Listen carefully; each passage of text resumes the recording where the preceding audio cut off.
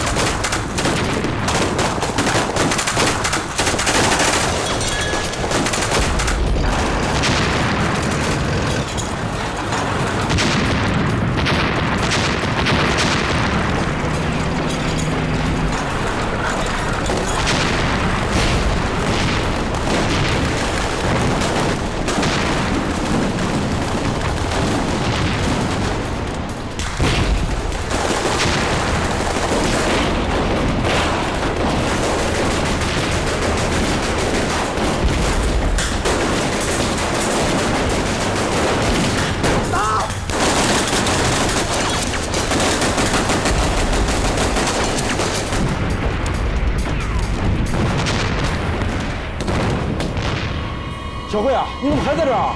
你们这伤员太多，急救人员太少，我要留下来。不行，马上离开这里，这里太危险。你们这缺的就是急救人员，我要留下来包扎他们。说你怎么这么犟呢？你们俩把他护送离开。是，快走。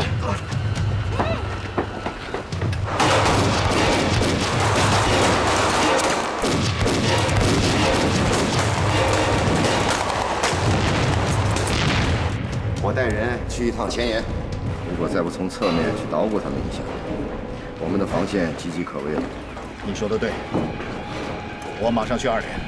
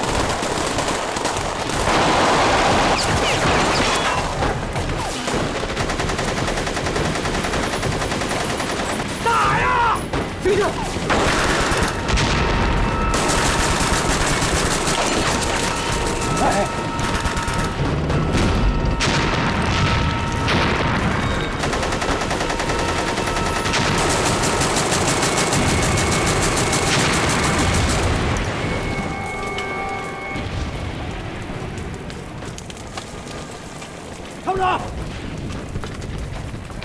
鬼子火力太猛，一连2连可顶不住了。团长已经带人到右翼去支援了。鬼子把绝大部分的兵力都投入到对贵金大厦的正面进攻上来，他们的后方肯定空虚。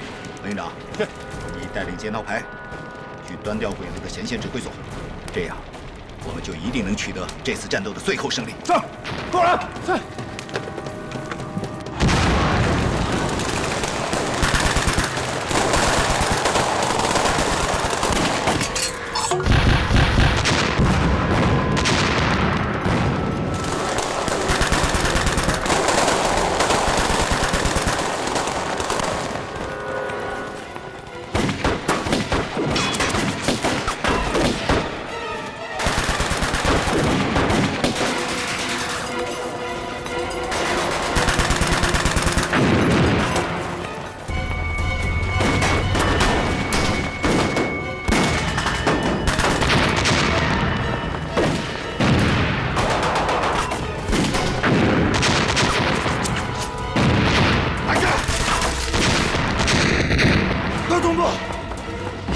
总部，有个军队袭击了我们的指挥所。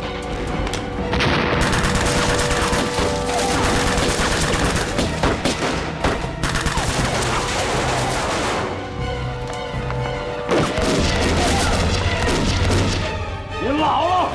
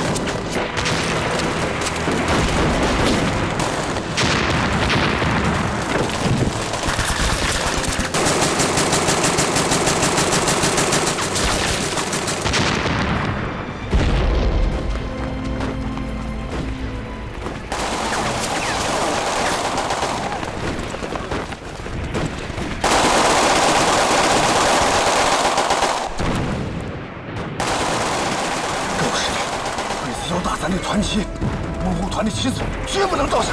大船，跟我上。是，你两个掩护。是。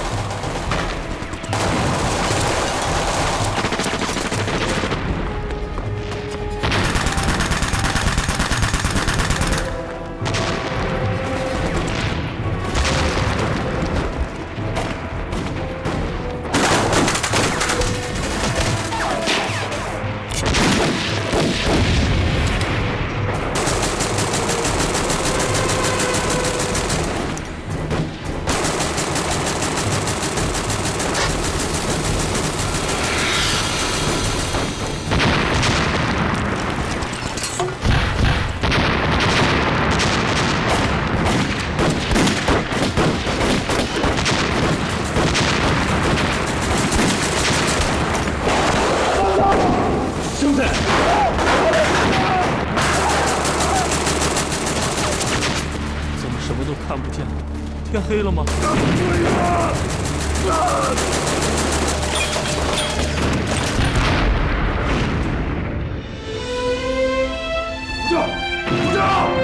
不走！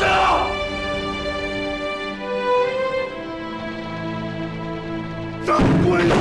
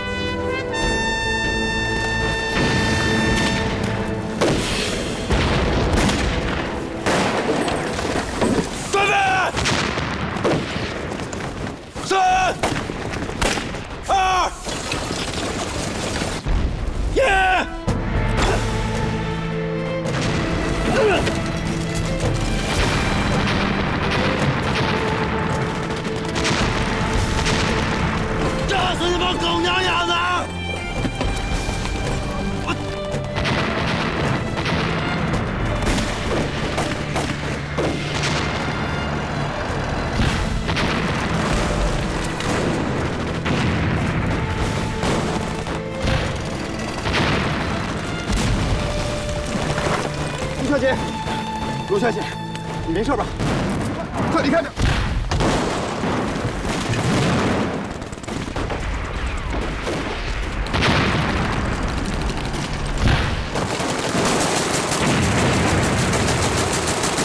陆小姐，这儿太危险了，你必须离开这儿。放在不这儿，我不怕死，我要在这护理伤员。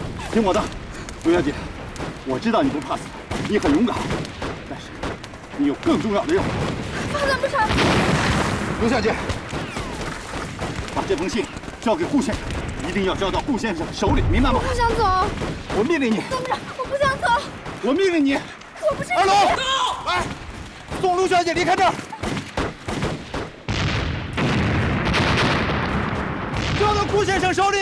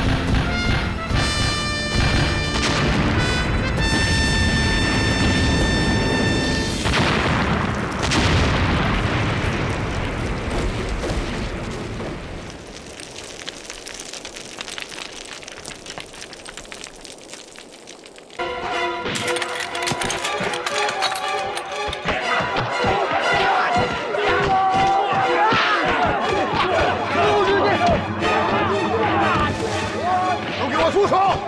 住手！听见没有？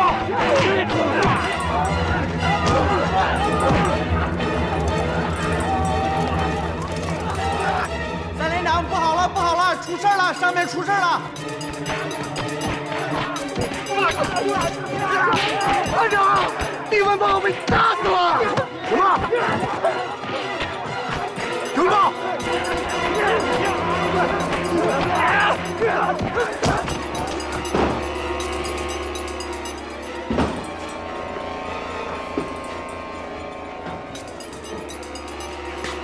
怎么了？不好了，连长，咱们的人跟英国人干起来了。英国人？他们怎么来了？这什么情况？不好了，出大事儿了！快，叫兄弟们都出来！快，抄家伙，快啊！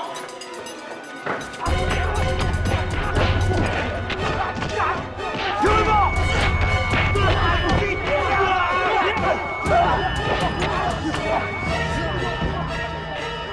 有人报！回报！有人报！ Do not fire!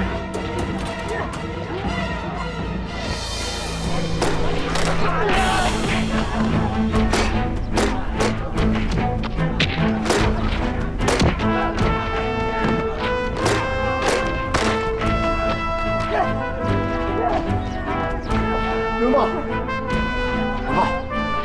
定文报！定文报！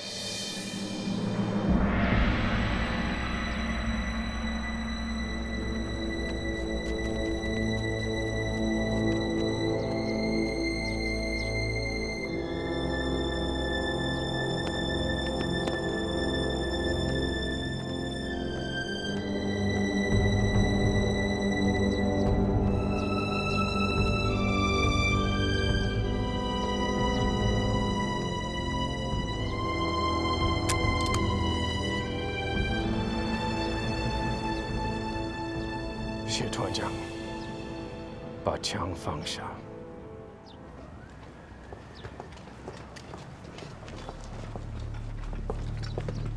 胡宗亮，到。团长，谁杀了丁文豹？他们的人，人呢？狗娘养的，凶手他跑了。你是干什么吃的，团长？谢团长，请你约束你的部下，不要再发生悲剧。开枪的人不是凶手，他只是执行命令。那就你来偿命吧。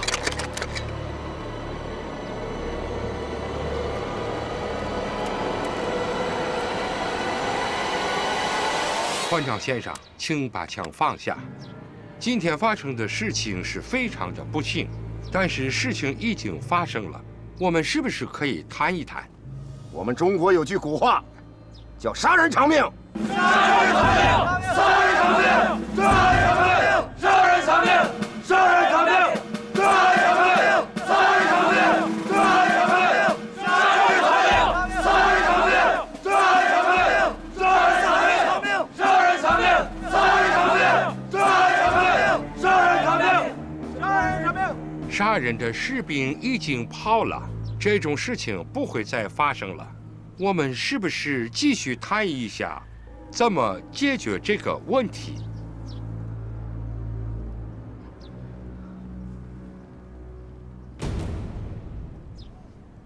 那好，那我有4个条件。第一，严惩凶手；第二，厚葬我的士兵；第三，恢复军官出入军营的自由；第四，从今天开始，你的人不许进军营搜查。好吧，我答应你的条件。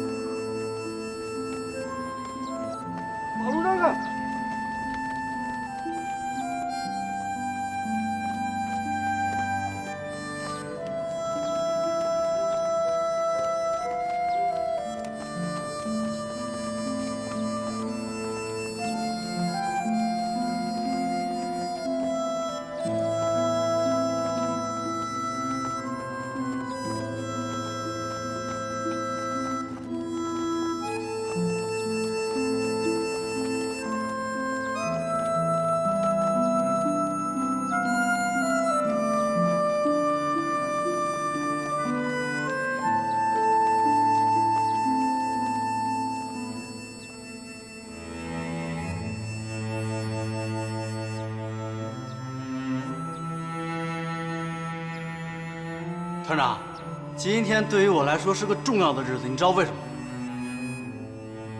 今天我可是说话算数了啊，让大家吃上正宗的四川麻婆豆腐。你这可真是铁杵磨成了绣花针呐！团长，这吃进嘴里跟做神仙似的，一会儿我让你尝尝，保证让你舌头都吞进去。有这么神吗？那当然了。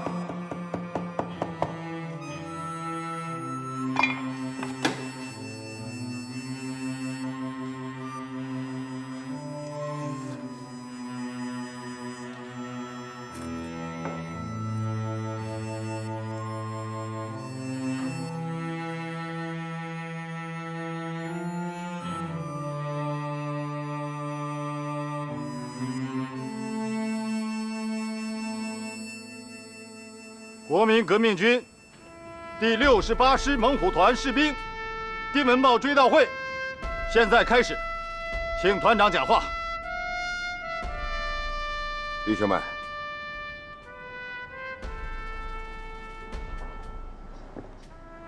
这双皮鞋是在整理丁文豹遗物的时候找到的。现在我可以告诉大家一个秘密：丁文豹几次三番的违抗命令，穿着草鞋作战，就是不穿皮鞋。是为什么？因为他想抗战胜利的时候，他把这双皮鞋背回自己的老家四川，送给他的父亲穿。因为他父亲是个擦鞋匠，给别人擦了一辈子皮鞋，自己却没有尝尝穿皮鞋的滋味。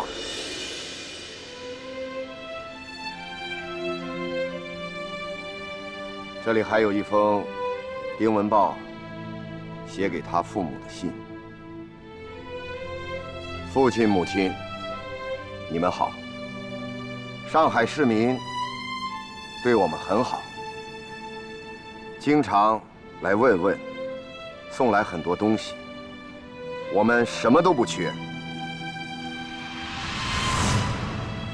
我现在学会了吹口琴，还天天练习写毛笔字。我们团的长官和战友们对我都很好，他们都懂得吃我做的川菜。这里条件有限，我只能做最简单的麻婆豆腐。好久不摸过菜了，像那个水煮牛肉这些更好吃的川菜，我都搞忘了咋子做了。老汉儿，你回信的时候顺便告诉我一下噻，我一定要战友们吃到我做的正宗的川菜。团长，别难过了。彭振彪，到！全体投降！不冒！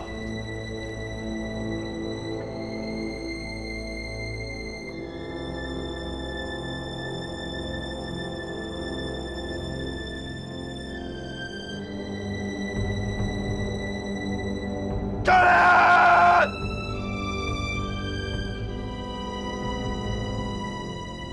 团长，等咱们换防撤下来以后，如果你要去上海的话，把我带上来。团长，你说我大老远跑了好几千里路来上海打仗，我到现在都不知道这上海是什么样呢。你说啥子？我要是做出那个豆腐来，你拿手板心给我煎鱼吃。没文化真可怕。stop 是英文停止的意思。被老兵儿，你连英语都不懂，你还当老兵啊？那个祁连长，那个羊肉泡馍那里叫菜啊？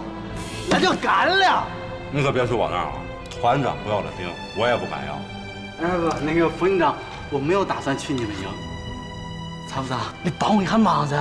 啥子帮忙？你经常出去，你帮我搞点那个四川的走尿药的不？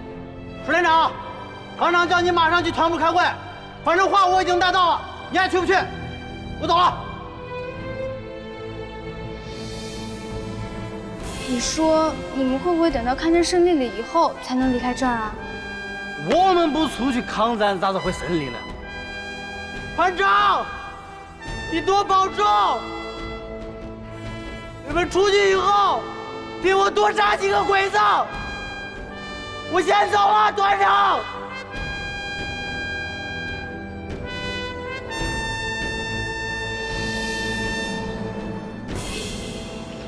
团长先生，团长先生，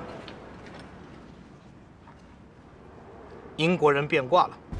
你们提出的4项条件，米歇尔让我转告您，他们只同意了第2项，就是厚葬丁文豹，其他的3项，他们暂时无法答应。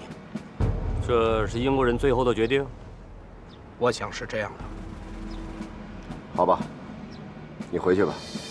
我个人表示非常的遗憾。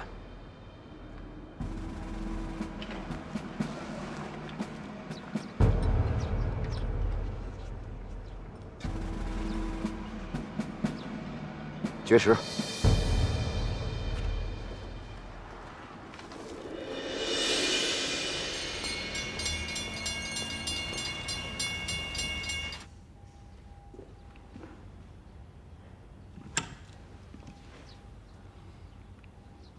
好，我知道了。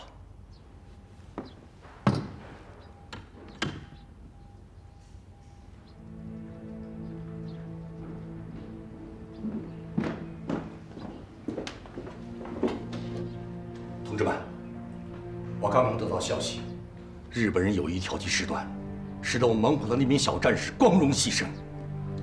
而谢团长向英国人提出严惩罪犯等4项条件，也遭到了他们的拒绝。所以猛虎团的官兵为了抗议他们这种野蛮的行为，已经开始绝食了。为了防止绝食当中发生意外，我们应该马上行动起来，去支援我们的猛虎团啊！我们马上组织各校学生上街。对，我们要组织工人罢工。新闻界同仁一定会严令指示，要迫使英国当局答应我们全部条件。好，太好了。另外啊，我们一定要阻止英国当局同意日本人以任何借口进入我们的军营，防止他们从中作梗啊！好，大家分头行动吧。好。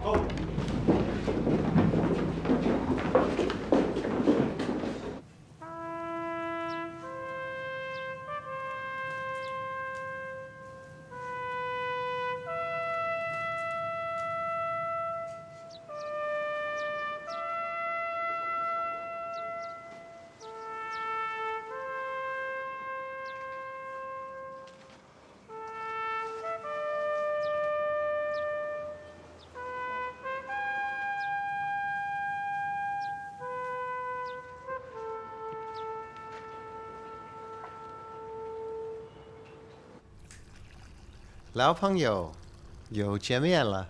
是的，我们有2年没见了吧？我还经常回忆跟阁下在长城脚下骑马赏枫叶的情景。据说，发生在军营的事件，跟你们一个失踪人员的有关。是的，我就是为这事来的。为你效劳，我很荣幸。请讲。其实这次不幸事件是我们大家的。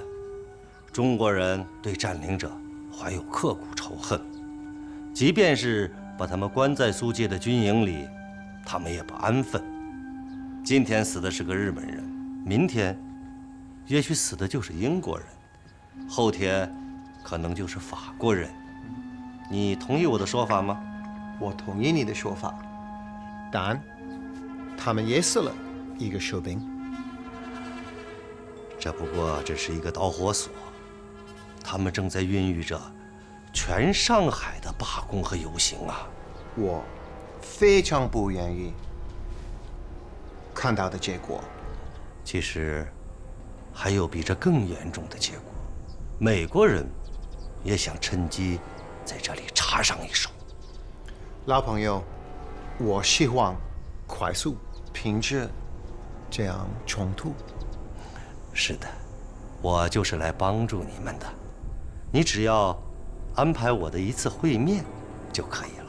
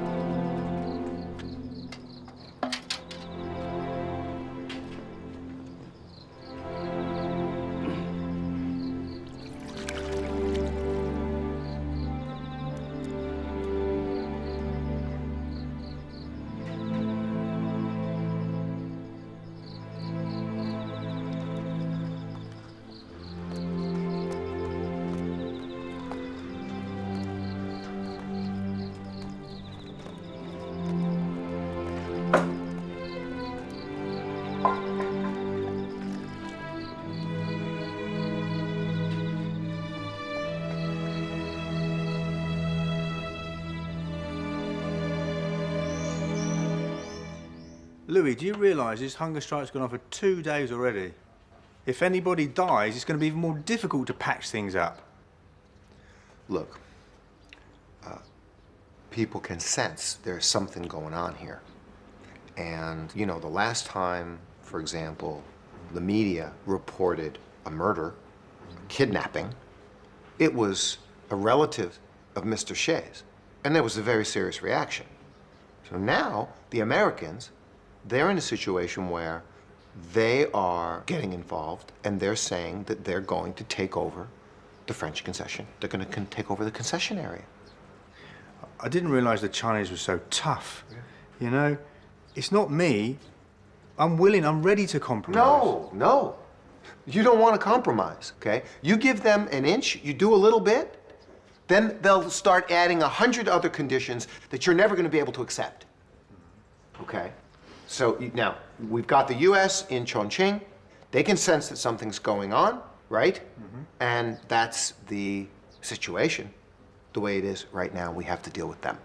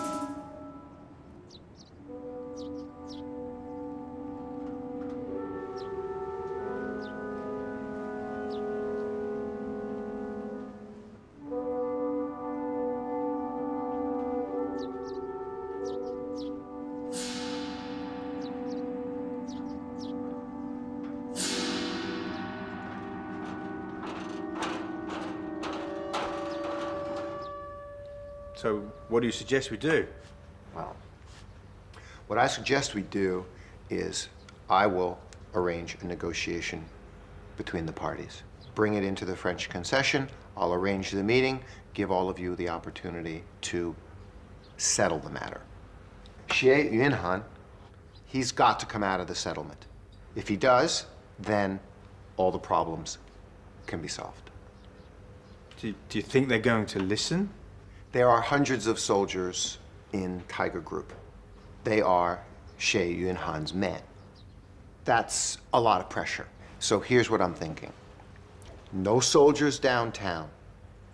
No demonstrations downtown. That way, you can deal with the British Empire, we won't anger the Chinese, and the Yankees will stay out of it. Good. I agree. Let me inform the military and municipal people forthwith to convey this information. Okay. With respect, I remind you, if Xie Yunhan does not come out with a settlement for this, there's no way we can promise to meet and accept his conditions.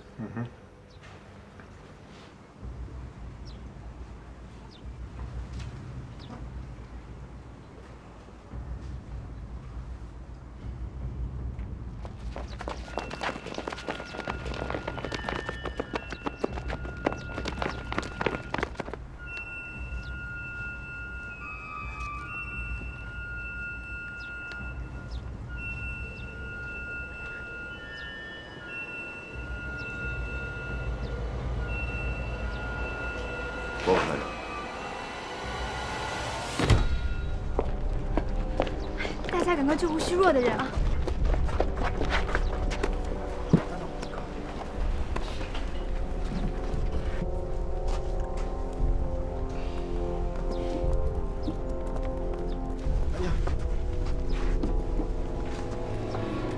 谢团长，法国领事路易愿意出面主持调停。他们怎么调停啊？在法租界谈判解决争端。不行，团长，不能同意。日本人就是冲你来的，你出去太危险。小慧，告诉他们，要谈的话可以到这儿来。个人安危不足挂齿，只要能解决问题，我可以去。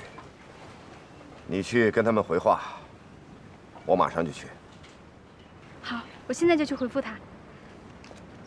团长，我和冯营长跟你一块儿去。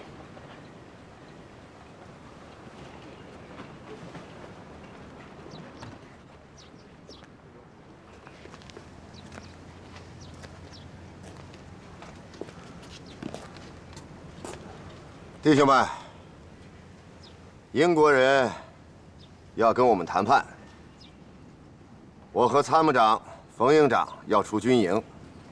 刚才郭副团长倒下了，我走以后，团里的工作暂时由3连长石长庆负责。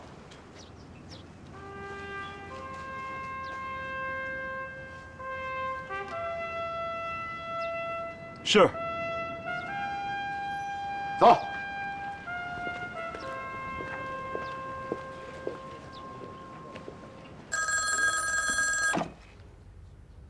Your Excellency. What's that you say? He has agreed. They've agreed? Okay, then do as I say. No problem. You contact them and you let them know we've arranged a meeting at the French concession, Leeds Hotel. Fine. I'll set it up. I will convey it to the camp immediately myself. Okay? See you. Take care.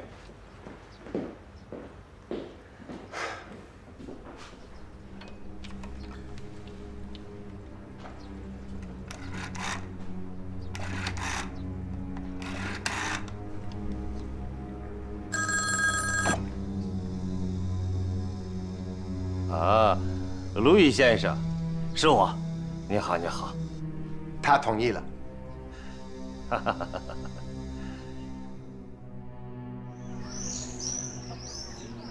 先生们，作为今天会议的东道主，我非常愿意为你们双方提供方便。我希望你们能在一个非常良好的环境和友好的气氛中，充分表达你们双方的意见，从而达成你们双方的共识。好了，开始吧。团长先生，你先请。我们的条件已经非常清楚了，就是希望你们严惩杀人凶手，并且要追究其上司的法律责任。你的士兵在事先知道，如果越过警戒线，他们就会开枪，这个责任不该由我方负责。这个所谓的禁令，对我们来说，没有任何法律的约束力。我可以告诉你们，你们拘押我们，压根儿就是非法的。你们出现在中国的领土上，出现在上海，甚至今天出现在这间会议室，绝对的非法，还跟我们谈什么禁令？关于此事的法律问题，我们有不同的理解。这涉及到贵国前王朝政府，当时你们的政府和西方各国签订着一系列正式条约。对不起，我宣誓效忠的是国民政府，所以对待以前的所有不平等的条约，我不予以接受。我们再这样说下去，离题就更远了。好吧，领事先生，如果不接受我们的条件，那我就会用我自己的方式来严惩凶手，而且会加倍。我想你应该知道，我是有这个能力的。对于你的威胁，我拒绝。是吗？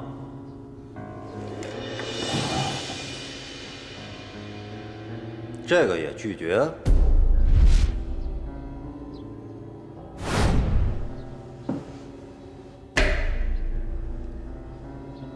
再让你长长见识。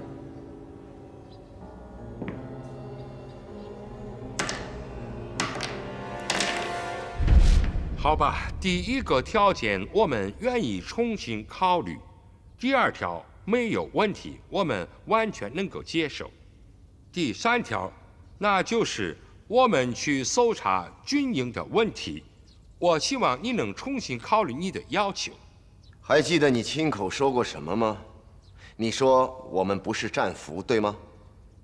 这毫无疑问。那我们更不是囚犯，我们只是暂时在上海停留的中国军队。那你有什么权利到我的军营里去搜查？原因是据说你们在军营挖地道企图逃走，这会引起混乱。听说？你们根据听说就闯到别人家里搜查，这跟入室抢劫的强盗有什么两样？告诉你，跟我们别来这套。你们如此强硬，我们没有办法再继续谈下去了。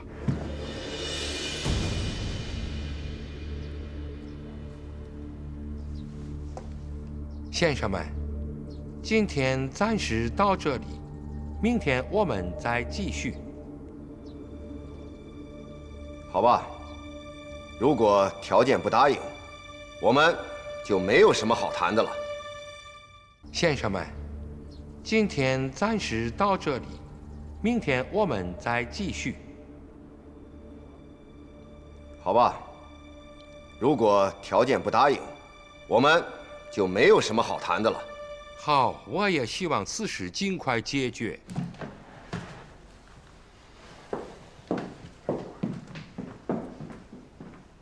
谢先生，你有老朋友在等你。我的老朋友？这边请。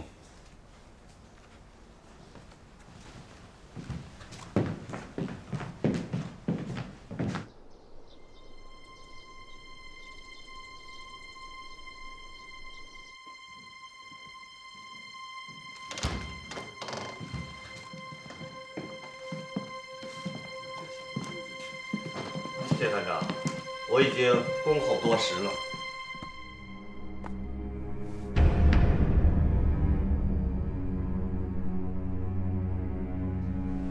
他怎么会在这儿？路易先生是我的老朋友了。路易先生，你搞的什么鬼？马上从这儿滚出去！滚蛋！先生们，请息怒。古多西先生，他是我的客人。你的客人正是我们的敌人，我们不想见到他。不，古多西先生，他是一位和平人士，他过来帮助我们，解决我们的危机的。他是披着和平外衣的战争贩子。谢团长，我是怀着一腔诚意来的。首先，我对发生在东亭饭店的事向你道歉。不过，我要说明一点，那些事情是他们军人干的，我真的不知道。既然来了，还是好好谈一谈吧。我们出来是跟米歇尔先生谈，不是他。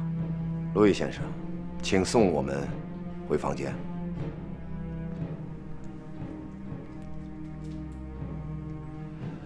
请。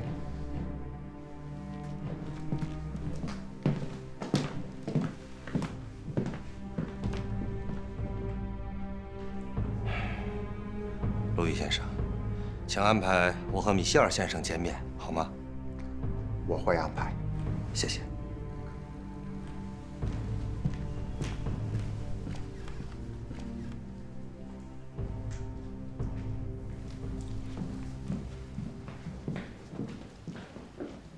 先生，你好。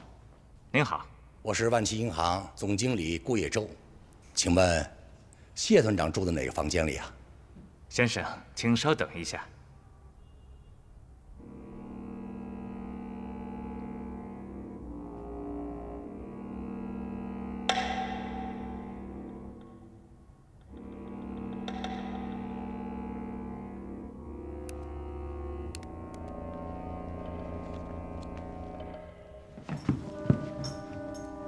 先生，你好。请问你们是哪儿的？我们是上海后援会的。今天我们来是代表上海市民来给谢团长送花篮来的。哦，花儿可以送进去，但是你们不能进去。那我们住宿可以吗？对不起，先生，请原谅，从昨天就客满了。先生，看来你是瞧不起我们中国人呐。先生，我们也是奉命行事，请不要为难我们。你，先生，看来今天客满了，请回吧。你可真是一条非常棒的外国人的走狗啊，小姐，我们走。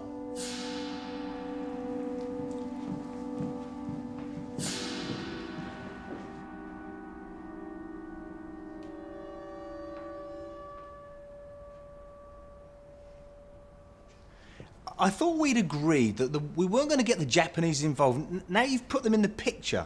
You see what's happening with the Chinese negotiation that you're having? It's not working. I can see it's not working. I see what? I see the negotiation breaking down. I see the situation, the conflict escalating. What do you expect me to do? The position that I'm in, so I bring the Japanese in. Are you kidding me? There's Japanese all over this hotel. Come on, he's a professor. I don't care who he is. Do not get the Japanese involved, otherwise the Americans and I will be very unhappy. The Americans. So what are you saying to me? You're saying you're going to have the Americans intervene? Is that true? It's 100 times better to have the Americans intervene than have to invade the Japanese concession. Yes, you would say that, right? England and America. Always back and forth in bed. This is what you do all the time. I shouldn't be surprised. It's all part of God's great plan. You're my friend, you're my guest, let me pay.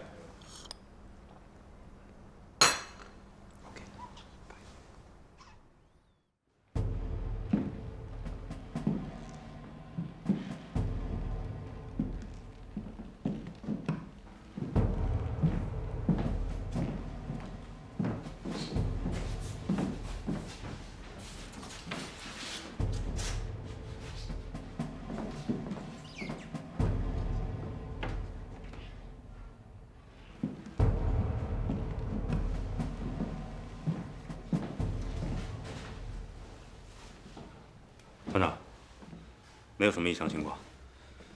要不这么着，等会儿我先出去，等我收拾了警卫，你跟参谋长再出去。不要在这儿动手。法国人暂时不敢把我们怎么样。我看这路易勾结古多喜，安排在这儿跟你谈判，就是为了抓住你。他们一定会这么想。但是军统的人不会袖手旁观的。这次，我们一定要逼着英国人答应我们所有的条件。丁文豹不能白死。那要谈不拢呢？谈不拢就见机行事。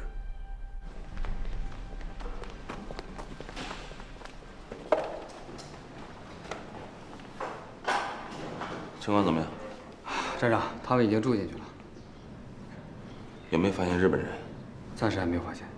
日本人来不怕，来一个打一个，来两个打一双。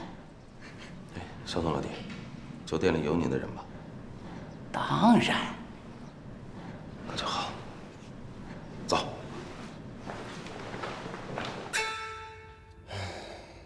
教授，一看你的脸色，我就知道，你这趟还是白跑一趟。我看明天还是直接让路易先生教人吧。法国人才没有那么愚蠢呢，他们是不会教人的。我跟他们合作，也并不是为了消灭谢云海。教授，你为什么这么肯定法国人会帮你呢？其实啊，法国人是不想让美国人进入租界抢他的地盘，他以我们作为砝码，抵御美国人。其实路易先生已经安排好了，明天我就又去和谢云汉见面。顾先生，有日本人在酒店，情况非常不妙，法国领事肯定跟日本人有秘密勾当。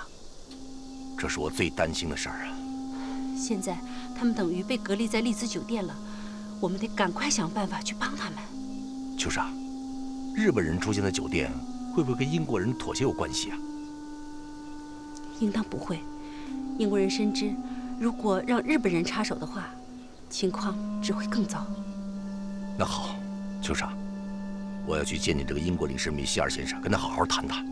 英国领事不是谁都可以见到的，米歇尔老奸巨猾，他未必愿意帮你。我也只能说试试看。秋莎，我相信这件事情你能做到。哎，教授，我看你这次还是白跑一场。这个我明白。我通过几次和他的接触，我已经感觉到了，他的内心深处还有一个比他亲人分量更重的东西。他想把我引向歧途，以掩盖他的真实目的。掩盖他的真实目的？我看他们是挖地道吧。如果他们逃跑成功的话，我就马上把他的亲人交给你。那就谢谢教授了。但是这么一来，教授的劝降计划不全都前功尽弃了吗？这个你就高兴得太早了。其实这是一条后路，也是我劝降计划的第2部分。我这还有第3部分，你想知道内容吗？有意思。还有第3步。第3部分也是最重要的一部分，那就是拿他的亲属作为诱饵，张开一张网，让那些反日分子和藏在暗地里的敌对势力全部暴露出来，一网打尽。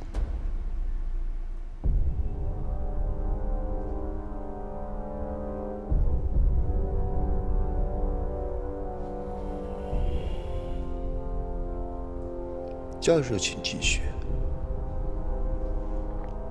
其实整个计划呀，还有第4部分，这也是最万无一失的一部分，也是我最不想启用的一部分。教授，你不要再卖关子了，你无非就是想杀谢允翰罢了，是吗？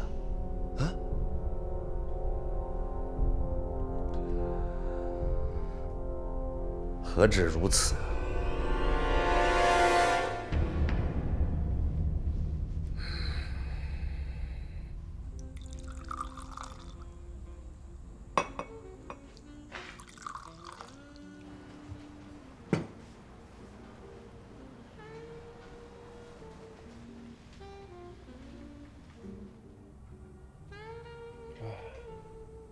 多美妙的酒，拉菲酒庄。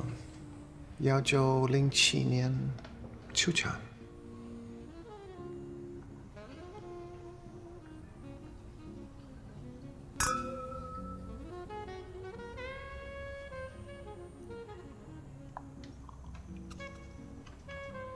真是好酒。我刚才看见英国人好像生您的气了。我帮助了他们，他没有理由生气。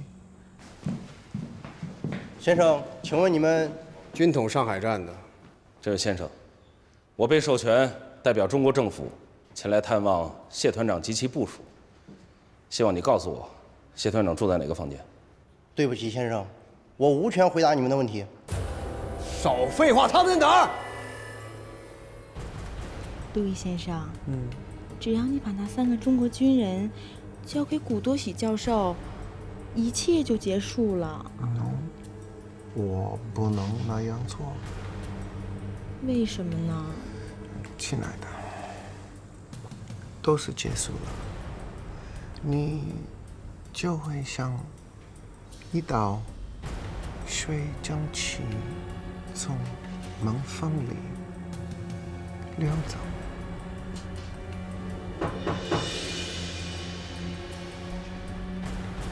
进来。领事先生，外面又来了几个不速之客。哦，上帝，不，你现在来处理，你让他们赶快离开，好吗？好。抱歉，亲爱的。哦，先生，别想在这儿动武。对不起，先生们，请把枪放下。这是酒店，别把我们的客人吓坏了。你闭嘴！这是我们中国的领土，赶紧告诉我，谢团长在哪个房间，不然老子就冲上楼了。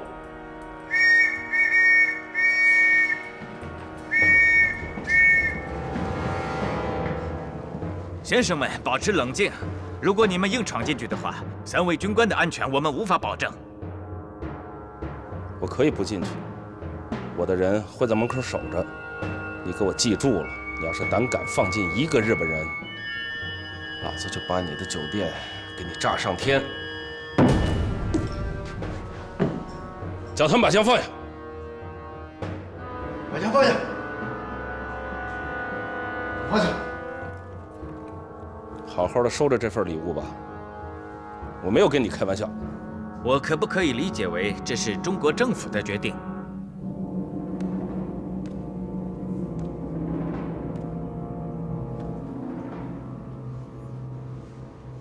你随便怎么理解，我说话算话。